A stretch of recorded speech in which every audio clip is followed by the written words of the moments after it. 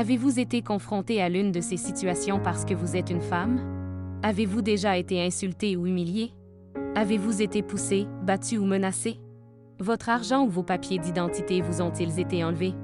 Avez-vous déjà été contrainte à avoir des relations sexuelles ou avez été touché sans votre consentement? C'est ce qu'on appelle la violence fondée sur le genre. Si vous avez été victime de violences fondées sur le genre, vous avez le droit de recevoir du soutien et des soins, quelle que soit votre nationalité et votre statut d'immigrante en Équateur. Vous avez le droit d'être informé tout au long de la procédure et, si vous ne parlez pas espagnol, vous devriez recevoir ces informations dans votre langue maternelle. Vos enfants ont le droit de rester à vos côtés.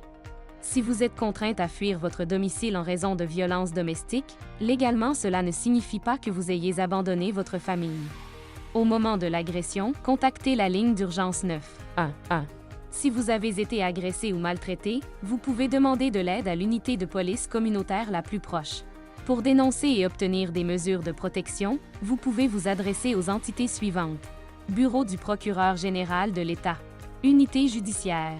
Commission cantonale de protection des droits. Bureau politique. Commissariat de police nationaux et les intendances de police. Si vous avez besoin d'assistance médicale à la suite d'abus physiques ou psychologiques, vous pouvez vous adresser aux hôpitaux ou centres de santé les plus proches.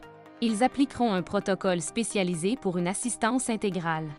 Pour obtenir du soutien spécialisé dans des cas de violence fondée sur le genre, il existe, au niveau national, des centres de soins complets et des maisons de protection qui offrent un accompagnement professionnel. N'oubliez pas que votre décision doit être respectée à tout moment.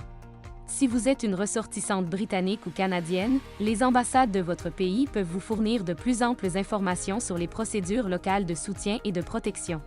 N'oubliez pas, vous avez le droit d'accéder à ces services.